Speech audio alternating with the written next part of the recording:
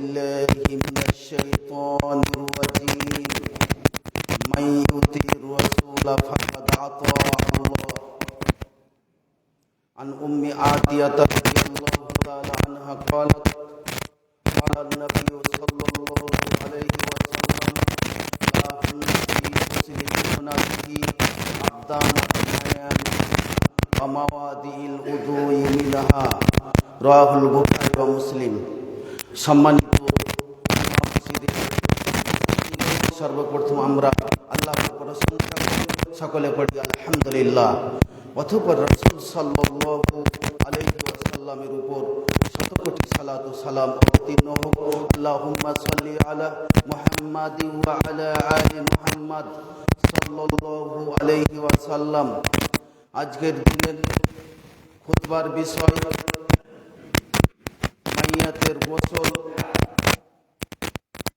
মাইয়াতের গোসল। এই পদ্ধতি সম্পর্কে আলোচনা করতে গিয়ে প্রথমে আলোচনা হবে মাইয়াতের গোসল, কাফন দাফন, জানাজা এগুলো তাড়াতাড়ি করতে হবে। 2 নম্বরে আলোচনা হবে মাইয়াতের গোসল, কাফন দাফন করার ফজিলত কি। 3 নম্বরে আলোচনা হবে মাইয়াতের গোসল দিবে কারা। 4 নম্বরে আলোচনা হবে মাইয়াতের গোসলের পদ্ধতি। 5 নম্বরে আলোচনা হবে মাইয়াতকে গোসল দেওয়ার পরে নিজে গোসল করা ভালো কাজ।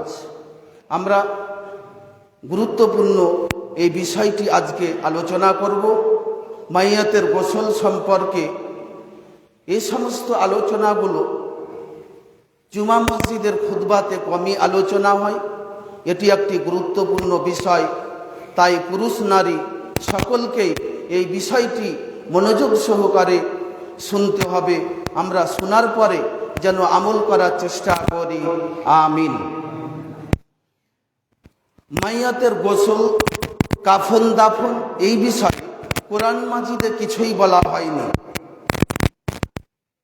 কতগুলো বিষয় রয়েছে যেগুলো কোরআন মাজিদে নেই, সহিহ হাদিসে রয়েছে। তাই যারা নিজেকে মনে করে আহলে কোরআন, আমরা কোরআনে যা পাবো সেটা মানব, হাদিসে যেটা পাবো না, হাদিসে যেটা রয়েছে সেটা আমরা মানব না, আমরা শুধু কোরআন মাজিদকে মেনে চলব, এই গোষ্ঠীটাকে বলা হয় আহলে কোরআন। এরা মূলত মুসলমান না, এরা কাফের। কারণ আল্লাহ তাআলা কোরআন মাজিদের মধ্যে একাধিক জায়গায় বলেছেন সহিহ হাদিস মানার কথা। যেরকম মহান আল্লাহ সূরা হাসর 7 নম্বর আয়াতে বলেন, ওয়ামা আতাকুমুর রাসূলু ফাখুদুহু ওয়ামা নাহাকুম আনহু ফান্তাহু। রাসূল তোমাদেরকে যেটা দেয় সেটা গ্রহণ করো, রাসূল তোমাদেরকে যেটা থেকে নিষেধ করে সেটা তোমরা বিরত হও। এই আয়াতে স্পষ্ট আল্লাহ তাআলা বলছেন রাসূলকে মেনে চলতে, আর রাসূলকে মেনে চলতে হবে অর্থাৎ মূলত সহিহ হাদিসকে মেনে চলা। এটার নামই হচ্ছে রাসূলের অনুসরণ, রাসূলকে মেনে চলা। মহান আল্লাহ অন্যত্র বলেন সূরা আন-নিসা 80 নম্বর আয়াত, মাই ইউতির রাসূলা ফাকাদ আতা আল্লাহ। যেই ব্যক্তি রাসূলের আনুগত্য করলো, যেই ব্যক্তি রাসূলের অনুসরণ করে, সে আল্লাহকে অনুসরণ করলো। এখানে আল্লাহ তাআলা বলছেন রাসূলের আনুগত্য করতে, রাসূলকে মেনে চলতে। অতএব মাইয়াতের বিষয়ে কোরআন মাজিদে কোনো কিছুই বলা হয়নি, এগুলো রয়েছে সহিহ হাদিসে। অতএব যারা সহিহ হাদিস অস্বীকার করে, যারা সহিহ হাদিস মানে না, এরা মুসলমান না, এরা মূলত কাফের। আহলে কোরআন তারা বলে যে আমরা 5 ওয়াক্তের সালাত কোরআন মাজিদে পাওয়া যায় না, অতএব আমরা 5 ওয়াক্তের সালাতকে মানি না।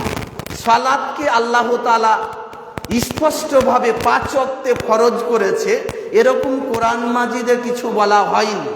আহলে কোরআনেরা এটা দাবি করে, অথচ কোরআন মাজিদে একাধিক জায়গায় আল্লাহ তাআলা 5 ওয়াক্তের সালাতের কথা বলেছেন। তবে পদ্ধতি কিভাবে সালাত আদায় করব এটা কিন্তু আমাদেরকে বলা হয়নি। তাই আহলে কোরআনকে মুসলমান মনে করা যাবে না, তারা কাফের। তাদের চক্রান্ত থেকে আমাদেরকে বিরত থাকতে হবে।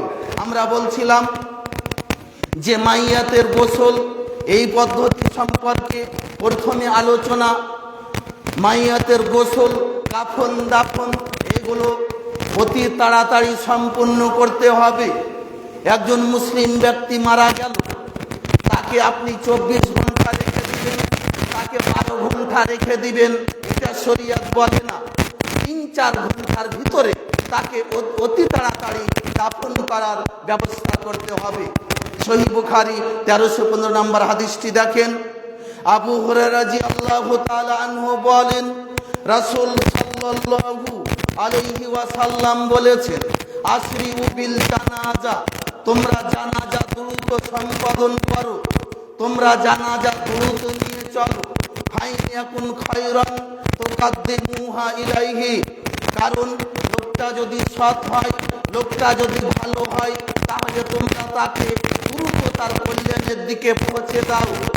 ওয়া ইল্লাম ইয়াকুন শাররান, লোকটা যদি মন্দ হয়, তাহলে তোমরা তাদাউহু আন রিকাবিকুম, তাড়াতাড়ি তোমরা তাকে দাফন করে দিয়ে তোমাদের ঘাড় থেকে তোমাদের বোঝা নামিয়ে দাও।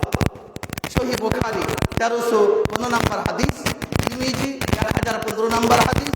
এই হাদিসে স্পষ্ট বোঝা যাচ্ছে যে মাইয়াতকে অতি তাড়াতাড়ি দাফন করার ব্যবস্থা করতে হবে। কারণ লোকটা যদি মন্দ হয়, তাহলে তার বোঝা আমরা তাকে ঘাড়ে নিয়ে থাকবো, বাড়িতে নিয়ে বসে থাকবো, এটা সহিহ হাদিস বলে না। লোকটা যদি বদ হয়, লোকটা যদি বেনামাজি হয়, লোকটা যদি খারাপ হয়, তাহলে তাকে দ্রুত দাফন করে আমাদের ঘাড় থেকে আমাদের বোঝা নামিয়ে দিতে হবে। আবু কাতাদা রাদিয়াল্লাহু তাআলা আনহু বলেন, রাসূল সাল্লাল্লাহু আলাইহি ওয়াসাল্লাম বলেছেন, আল ফাজির ইয়ামুতু, যখন কোনো অসৎ লোক, কোনো ফাজির লোক, কোনো বদমাশ লোক, কোনো বেনামাজি লোক যখন মারা যায়, ইয়াস্তারিহু মিনহুল ইবাদু ওয়াল বিলাদু ওয়াস শাজারু ওয়াত তাআব্বু, তার থেকে 4 প্রকারের জিনিস নাজাত পায়, তার থেকে 4 প্রকারের জিনিস মুক্তি পায়, শান্তি পায়। 1 নাম্বার, যেই গ্রামের লোক মারা যায়, লোকটা যদি বদমাশ হয়, তাহলে ওই গ্রামের লোক তার থেকে নাজাত পায়, তার থেকে শান্তি লাভ করে। লোকটা বেনামাজি, বেনামাজির কারণে গ্রামে আজাব আসতে পারে। লোকটা চোর, লোকটা বাটপার, লোকটা মদখোর, লোকটা জিনাকার, এই কারণে আল্লাহ তাআলা ওই গ্রামে শাস্তি দিতে পারে। এই কারণে রাসূল সাল্লাল্লাহু আলাইহি সাল্লাম বলছেন যে যখন কাফের বা বদমাশ লোক, কাজের লোক মৃত্যুবরণ করে, তখন ওই গ্রামের লোক তার থেকে নাজাত পেয়ে যায়। নাম্বার 2 নম্বরে রাসূল সাল্লাল্লাহু আলাইহি সাল্লাম বলেন ওয়াল বিলাদ, এবং অত্র অঞ্চলের মানুষ, অত্র অঞ্চল, ওই গ্রামটা ওই লোকটা থেকে নাজাত পেয়ে যায়। কারণ ওই বদমাশ লোকের কারণে ওই গ্রামটা শান্তিতে থাকে না। রাসূল সাল্লাল্লাহু আলাইহি সাল্লাম 3 নম্বরে বললেন ওয়াস শাজারু, কোনো বদমাশ লোক মারা গেলে ওই গ্রামের গাছপালা মুক্তি পায়, নাজাত পেয়ে যায়। ওই বদমাশ লোকের কারণে গাছপালার উপর বিপদ আসে, বৃক্ষলতার প্রতি বিপদ আসে। 4 নম্বরে বললেন ওয়াদ্দা আব্বু, কোনো বদমাশ লোক মারা গেলে ওই গ্রামের পশু প্রাণী, গরু ছাগল, জীবজন্তু নাজাত পেয়ে যায়। এর মানে বদমাশ লোক এত খারাপ, পাপী মানুষ এত খারাপ, বেনামাজি লোক এত খারাপ। সহিহ বুখারী 6512 নম্বর হাদিস। আমরা বলছিলাম যে দ্রুত লোক মারা গেলে, মুসলিমের মধ্যে মাইয়াত মারা গেলে তাকে দ্রুত কাফন দাফন জানাজার ব্যবস্থা করতে হবে। 2 নাম্বার, কেউ যদি কোনো মুসলিমকে গোসল দেয়, কোনো গ্রামের মুসলিম লোক মারা গেছে, তাকে গোসল দেয়, তাকে কাফন পরায়, জন্য কবর খনন করে, তাকে দাফন করে, এর ফজিলত কি? আবু রাফি রাদিয়াল্লাহু তাআলা আনহু বলেন, রাসূল সাল্লাল্লাহু আলাইহি ওয়াসাল্লাম বলেছেন, মান গাসসালা মাইতান ফাকাতামা আলাইহি গুফিরা লাহু 40 মাররা। কোন মুসলিম ব্যক্তি যদি কোনো মুসলিম মাইয়াতকে গোসল দেয় এবং তার গোপন বিষয়গুলো গোপন রাখে, তাহলে আল্লাহ তাআলা তাকে 40 বার ক্ষমা করেন। ওয়ামান কাফানা মাইতান কাসাহুল্লাহু মিনাস সুন্দুসি ওয়া ইস্তাবরাকিল জান্নাহ। কোন ব্যক্তি যদি মুসলিম মাইয়াতকে কাফন পরিধান করায়, তাহলে আল্লাহ তাআলা তাকে জান্নাতের রেশমের পাতলা এবং মোটা কাপড় পরিধান করাবেন। এরপরে রাসূল সাল্লাল্লাহু আলাইহি ওয়াসাল্লাম বলেন, ওয়ামান হাফারা লিমাইয়িতিন কাবরান ফাআজান্নাহু ফীহি উসরিয়া লাহু মিনাল আজরি। কোন মুসলিম ব্যক্তি যদি কোনো মুসলিম মাইয়াতের জন্য কবর খনন করে এবং তাকে কবরে সমাধিস্থ করে, কবরে দাফন করে, ফাআজান্নাহু ফীহি উসরিয়া লাহু মিনাল আজরি কাজরে মাসকানি মুসকিনাহু ইলা ইয়াউমিল কিয়ামা।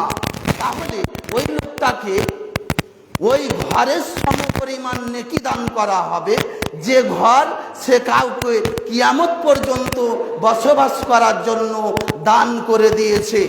অর্থাৎ কোনো মুসলিম ব্যক্তি মারা গেছে, তাকে কিয়ামত পর্যন্ত বসবাস করার জন্য কেউ যদি একটা ঘর দান করে দেয়, ওই ঘরের সমপরিমাণ নেকি দান করা হবে।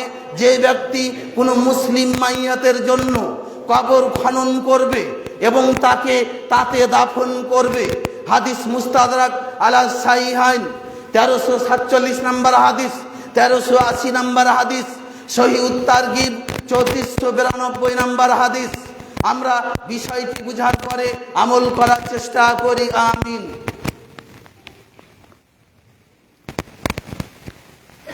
আলহামদুলিল্লাহি ওয়াহদা ওয়াসসালাতু ওয়াসসালামু আলা মান লা নাবিয়্যা বাদা। এরপরে আমরা আলোচনা করব 3 নম্বর আলোচনা, মাইয়াতকে গোসল দিবে কারা।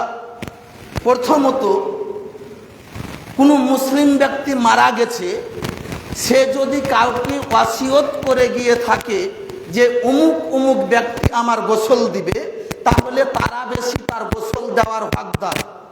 আসমা বিনতে উমাইস রাদিয়াল্লাহু তাআলা আনহা বলেন, আন্না ফাতিমাতা আওসাত আইগাসসিলাহা যাওজাহা আলীউন ওয়া আসমা ফাগাসসালাহা।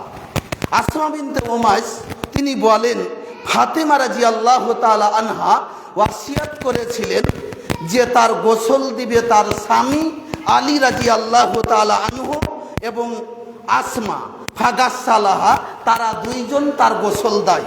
এ হাদিস দারাকুতনি 1873 নম্বর হাদিস, বুলুগুল মারাম 553 নম্বর হাদিস, হাদিস সহিহ।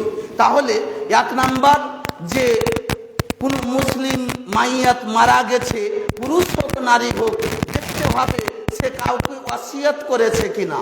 ওয়াসিয়াত করে থাকলে সে তাকে গোসল দিবে। নাম্বার 2, স্বামী স্ত্রীকে গোসল দিবে, স্ত্রী স্বামীকে গোসল দিবে।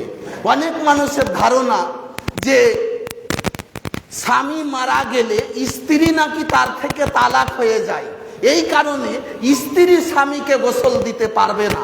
এটা মিথ্যা কথা, এটা ইসলাম বিরোধী কথা।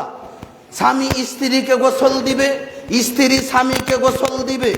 এ ব্যাপারে আয়েশা রাদিয়াল্লাহু তাআলা আনহা বলেন, রাসূল সাল্লাল্লাহু আলাইহি সাল্লাম তাকে বলেছিলেন, লাউ মিত্তে কাবলি ফাকুমতু আলাইকি। হে আয়েশা, তুমি যদি মারা যেতে তাহলে তোমার কোনো ক্ষতি হতো না। ফাগাসসালতুকি, আমি তোমার গোসল দিতাম। ওয়া কাফানতুকি, আমি তোমাকে কাফন পরিধান করাতাম। ওয়া সাল্লাইতি আলাইকি, আমি তোমার জানাজা করতাম। ওয়া দাফানতুকি, আমি তোমাকে দাফন করতাম। হাদিস ইবনে মাজাহ 1465 নম্বর হাদিস, দারাকুতনি 1849 নম্বর হাদিস। শুধু তাই নয়, আয়েশা রাদিয়াল্লাহু তাআলা আনহা বলেন, লাউ কুনতু ইস্তাদবারতু মা ইস্তাদবারতু, আয়েশা বলছেন যে আমি যা পরে অবগত হয়েছি, আগে যদি অবগত হতাম তাহলে রাসূল সাল্লাল্লাহু আলাইহি সাল্লামকে তার স্ত্রীগণ ব্যতীত কেউ গোসল দিতে পারতো না। তাহলে বোঝা যাচ্ছে যে গোসল দেওয়ার ফজিলত সম্পর্কে তার স্ত্রীগণ পরে জানতে পেরেছিলেন। এই কারণে বলছেন যে আমি যদি আগে জানতে পারতাম তাহলে রাসূল সাল্লাল্লাহু আলাইহি সাল্লামকে যে আবু বকর উমর সাহাবীগণ গোসল দিয়েছিলেন এটা তাদেরকে দিতাম না, আমরা স্ত্রীগণ রাসূল সাল্লাল্লাহু আলাইহি সাল্লামকে গোসল দিতাম। আসমা বিনতে উমাইস তিনি তার স্বামী আবু বকর রাদিয়াল্লাহু তাআলা আনহুকে গোসল দিয়েছিলেন। তাহলে এগুলো হাদিসের মাধ্যমে বোঝা যাচ্ছে যে স্বামী স্ত্রীকে গোসল দিবে, স্ত্রী স্বামীকে গোসল দিবে, এতে কোনো সমস্যা হবে না। এরপরে এরাও যদি না পারে তাহলে যারা নিকট আত্মীয় রয়েছে তারা গোসল দিবে। এরপর নিকট আত্মীয়গণ গোসল দিতে পারে না, তাহলে যারা দূরবর্তী লোক রয়েছে তারা গোসল দিবে। এইভাবে সিরিয়াল অনুযায়ী গোসল দিতে হবে। আমরা বলছিলাম যে গোসল দেওয়ার পদ্ধতি, চতুর্থ নাম্বার আলোচনা। গোসল দেওয়ার সময় প্রথমত পর্দার ব্যবস্থা করতে হবে। এরপরে 2 নাম্বার আল মাইয়াতু ওয়াজাহু আলা শারীরিল গোসলে সুম্মা সাতারা আওরাতাহু সুম্মা জাররাদাহু মিন সিয়াবিহি। এরপরে মাইয়াতকে খাটলির উপরে রাখতে হবে এবং লজ্জা স্থানকে কাপড় দিয়ে ঢেকে দিতে হবে। এরপরে তার পরন থেকে কাপড়গুলোকে খুলে নিতে হবে। 3 নাম্বার এরপরে লজ্জা স্থান ন্যাকড়া এবং পানি দিয়ে ধুয়ে পরিষ্কার করতে হবে। তার পেট চেপে পেশাব পায়খানা বের করতে হবে, এরকম শরীয়তের কোনো বিধান নাই। গোসল দেওয়ার পূর্বে প্রথমত লজ্জা স্থান ন্যাকড়া এবং পানি দিয়ে ধুয়ে পরিষ্কার করবে। তারপরে সুম্মা ইয়ানবি গুসলাহু ওয়া ইউওয়াজ্জিউহু নাদবান কা উজুইস সালাহ। এরপরে গোসল দেওয়ার নিয়াত করবে, অন্তরে মনে মনে গোসলের নিয়াত করবে, আমি এখন মাইয়াতকে গোসল দিচ্ছি। নিয়াতের পরে তাকে উজু করাবে। এই উজু করাটা নাদবান অর্থাৎ সুন্নাতি উজু, এটা মুস্তাহাব। কেউ যদি উজু না করিয়ে সরাসরি মাইয়াতকে গোসল দেয় তাহলে কোনো সমস্যা নাই, তবে উজু করানোটা সুন্নাত, মুস্তাহাব, ভালো কাজ, এটা ফরজ না। সালাতের উজুর নাই, তাকে উজু করাতে হবে। উম্মে আতিয়া রাদিয়াল্লাহু তাআলা আনহা বলেন যে রাসূল সাল্লাল্লাহু আলাইহি সাল্লাম ফি গোসলে ইবনাতিহি, উম্মে আতিয়া বলছেন আমরা যখন রাসূল সাল্লাল্লাহু আলাইহি সাল্লামের কন্যাকে গোসল দিতে গেলাম তখন আল্লাহ রাসূল বললেন আবদানা বিমায়ামিনিহা ওয়া বাওয়াদিল উজুই মিনহা, তোমরা ডান দিক থেকে গোসল দেওয়া শুরু করো এবং উজুর অঙ্গ থেকে শুরু করো, অর্থাৎ উজুর অঙ্গগুলা প্রথমে ধুয়ে দাও। সহিহ বুখারী 167 নম্বর হাদিস, সহিহ মুসলিম 2064 নম্বর হাদিস।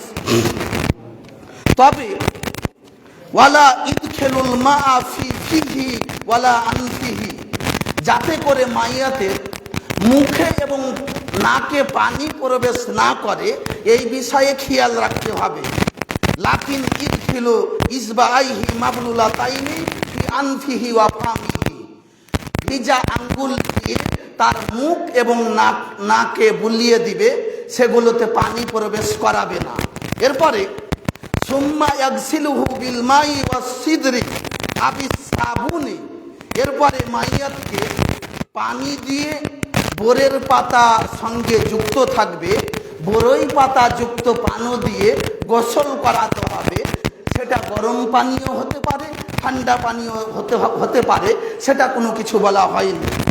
তাকে বরই পাতা যুক্ত পানি দিয়ে গোসল দিবে, আবিস সাবুন অথবা সাবুন দিয়ে, অথবা বোরের পাতা পানি এবং সাবুন দুটাই যুক্ত করে গোসল দিবে।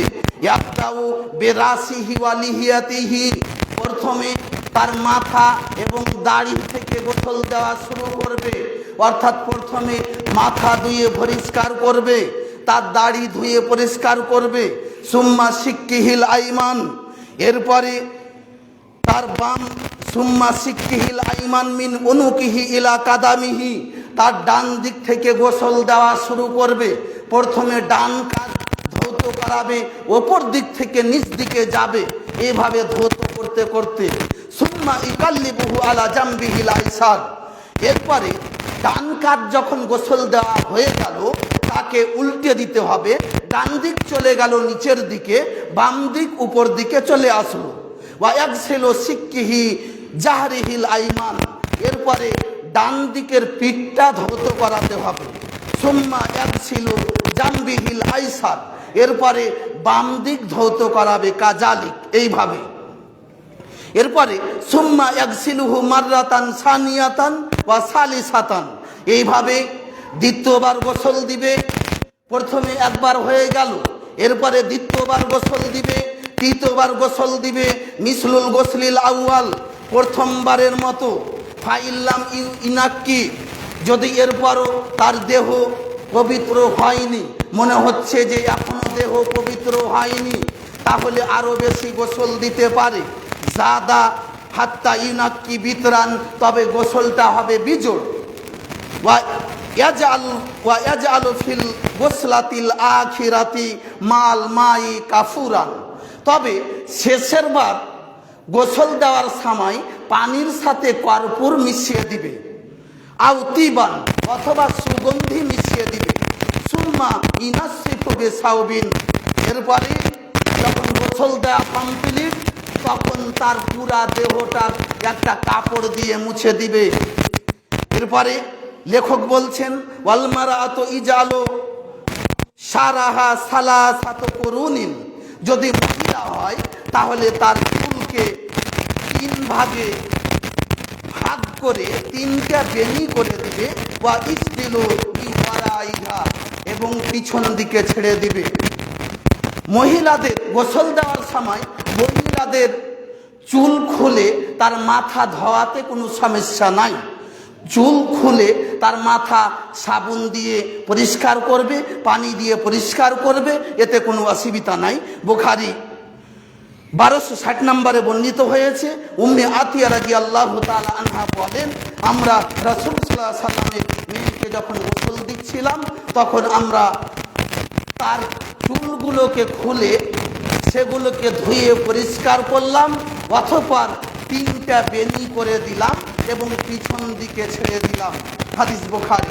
তাহলে বোঝা যাচ্ছে যে পুরুষ নারীর গোসল একই পদ্ধতি, শুধু মহিলাদের অতিরিক্ত কাজ যে মহিলা মাইয়াত হলে চুল খুলে ধুয়ে পরিষ্কার করবে এবং তার চুলগুলোকে সিধা করে তার চুলগুলোকে চুল চিরুনি দিয়ে আঁচড়িয়ে 3টা বেনি করে পিছন দিকে ছেড়ে দিবে।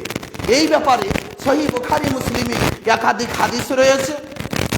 উম্মে আতিয়া রাদিয়াল্লাহু তাআলা আনহা বলেন, কালাত মাতাত ইহদা বানাতিন নবী সাল্লাল্লাহু আলাইহি ওয়াসাল্লাম, রাসূল সাল্লাল্লাহু আলাইহি ওয়াসাল্লামের যখন কন্যা ইন্তেকাল করলো, মারা গেল, আরসালা ইলাইনা, রাসূল সাল্লাল্লাহু আলাইহি ওয়াসাল্লাম আমাদেরকে ডেকে পাঠালেন।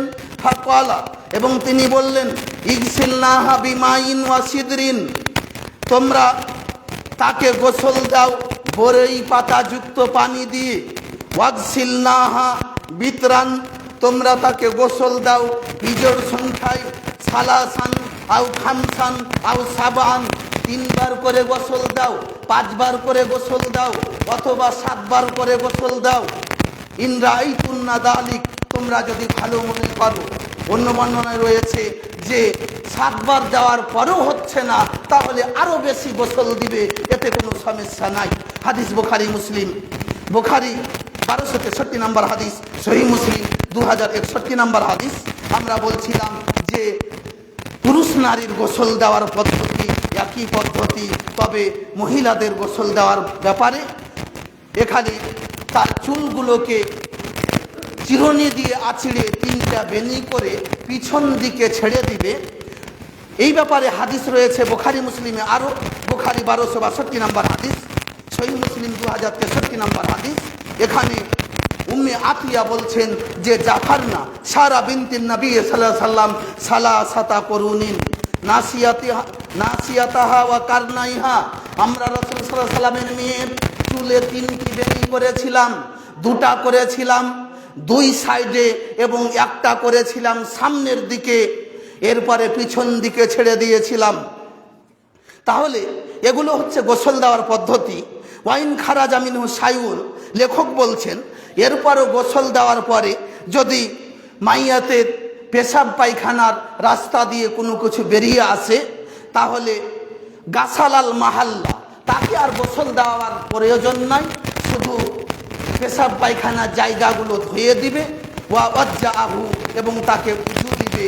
ওয়া হাসিয়াল মাহাল্লা বিপুতনি, আরও যদি পেশাব পায়খানার রাস্তা দিয়ে কোনো কিছু বের হওয়া সম্ভব না থাকে, তাহলে সেই জায়গাগুলোতে তুলা দিয়ে বন্ধ করে দিবে। আমরা বলছিলাম যে গোসল দেওয়ার পদ্ধতি। এরপরে শেষের আলোচনা, যে ব্যক্তি মাইয়াতকে গোসল দেয়, সে যদি ইচ্ছা করে তাহলে সে নিজে গোসল করতে পারে, গোসল যদি নাও করে এতে কোনো সমস্যা নাই। আবু হুরায়রা রাদিয়াল্লাহু তাআলা আনহু বলেন, রাসূল সাল্লাল্লাহু আলাইহি সাল্লাম বলেছেন, মান গাসসালা মাইয়িতান ফালইয়াগতাসিল, যে ব্যক্তি গোসল দিবে সে যেন নিজে গোসল করে। এই হাদিস ইবনে মাজাহ 1463 নম্বর হাদিস। তবে এটা মুস্তাহাব, এটা কোনো ফরজ না, এটা কোনো ওয়াজিব কাজ না। কেউ যদি গোসল না করে এতে কোনো সমস্যা নাই। অন্য বর্ণনা রয়েছে, ইবনে উমর রাদিয়াল্লাহু তাআলা আনহু বলেন, আমরা রাসূলের যুগে মাইয়াতকে গোসল দিতাম, আমাদের মধ্যে যার ইচ্ছা হতো গোসল করত, যার ইচ্ছা হতো গোসল করত না। আজকের আলোচনা এখান থেকে শেষ করলাম। আমরা এই বিষয়টি বুঝার পরে আমল করার চেষ্টা করি। আমিন।